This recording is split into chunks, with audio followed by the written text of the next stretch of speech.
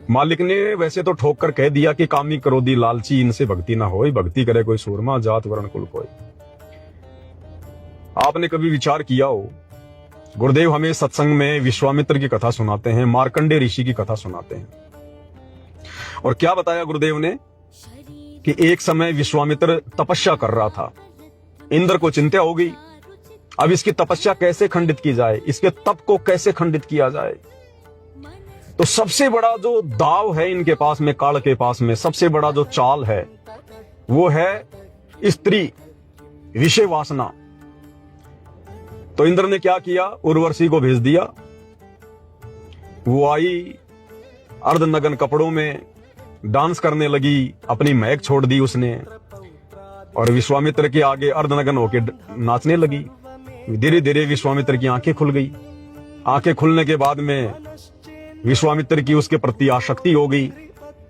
दोनों ने आपस में प्यार प्रेम किया, शारीरिक संबंध बनाए, और विश्वामित्र ने उससे शादी कर ली।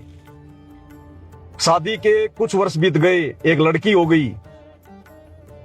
और जब इंद्र ने देख लिया, जब काल ने देख लिया कि विश्वामित्र का तप यानी भक्ति जैसा वो करते थे वो खंडित हो चुकी है, उस समय उसने उस उर्वशी को आज्ञा दी कि अब तू वापस आ जा, तेरा काम पूरा हो गया। तो उर्वशी ने कहा कि ऋषि जी अब मैं चली, मेरा काम पूरा हो गया, ना तू मेरा पति ना मैं तेरी पत्नी, और तू काहे का भगत है, तू काहे का ऋषि जी है। घर छोड़ के निकला था भगवान प्राप्ति के लिए, भगत बना था भगवान के लिए कि मन कर्म आत्मा से मैं पाक और पवित्र रह के भगवान को प्रसन्न करूंगा, और एक औरत के चक्कर में आके तूने अपनी भक्ति बर्बाद कर ली, अपना तप खंडित कर लिया तूने, संभालिए बेटी, और चली गई। अब भाई और बहनों, विश्वामित्र का तप किसने खंडित किया? एक स्त्री ने।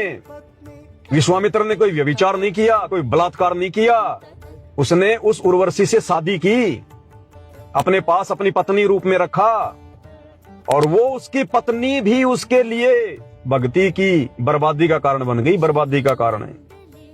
इसलिए भाई और बहनों, ये सबसे बड़ी जो बीमारी है ये स्त्री है। भक्ति मार्ग में स्त्री, कहते हैं ना, चोर को खांसी और भगत को दासी, ये सबसे बड़ा रोग है ये।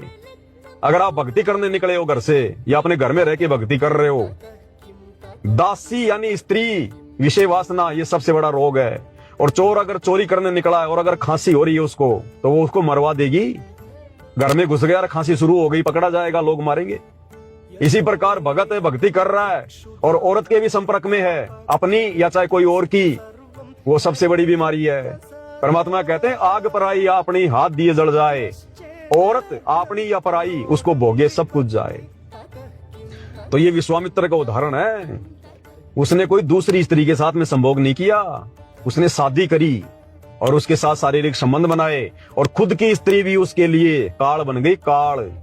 इसी प्रकार जब मार्कंडे ऋषि बंगाल की खाड़ी में तपस्या कर रहा था, तो काल ने क्या दाव चला, अपनी औरत को भेज दिया, क्योंकि आदमी यही मरता है, यहीं पे सबसे ज्यादा भक्ति का नाश यही होता है। इसलिए भाई और बहनों, परमात्मा अपने मुख से नहीं कहेंगे कि बच्चों तुम रमेणी मत करो, तुम शादी मत करो। गुरुजी नहीं कहेंगे, क्योंकि गुरुजी ने उधर काल को भी तो वरदान दे रखा है कि तू रोजाना 1 लाख स्त्री पुरुष खाएगा। तो गुरुजी अगर मना कर देंगे कि कोई शादी नहीं करेगा, बच्चे पैदा नहीं करेगा, ये तो काल का जाल है, तो फिर काल के लिए बच्चे कहां से पैदा होंगे? इसलिए भगवान ने तो बैलेंस बना के चलना पड़ता है। इसलिए परमात्मा संकेतों में बात करेगा, और संकेतों में तो छोड़ो, गुरुदेव ने तो वाणियों में साफ साफ कह ही दिया, कामी क्रोधी लालची इनसे भक्ति ना होए, भक्ति करे कोई शूरमा जात वर्ण कुल खोए। आग पराई अपनी, हाथ दिए जल जाए, नारी पराई अपनी, भोगे सब कुछ जाए। और गुरुदेव कहते हैं भग भोग्या भग उपजय, भग से बचा न कोई, और जो कोई भग से बचे, भाई भगत कहावे सोई। जिस दिन तुम इस गंदगी से दूर हो जाओगे, तब तो तुम एक भगत कहलाओगे। तो भाई और बहनों, हर चीज को सतगुरु रामपाल जी भगवान खोल के नहीं बताएंगे। इसके लिए तो गुरुदेव ने हम सबको मनुष्य शरीर दिया है, ऊपर से अपना तत्व ज्ञान दे दिया, आशीर्वाद दे दिया। हमने भी चिंतन मनन करना पड़ेगा कि भक्ति मार्ग में कहाँ हमारे को हानि है, कहाँ हमारे को फायदा है।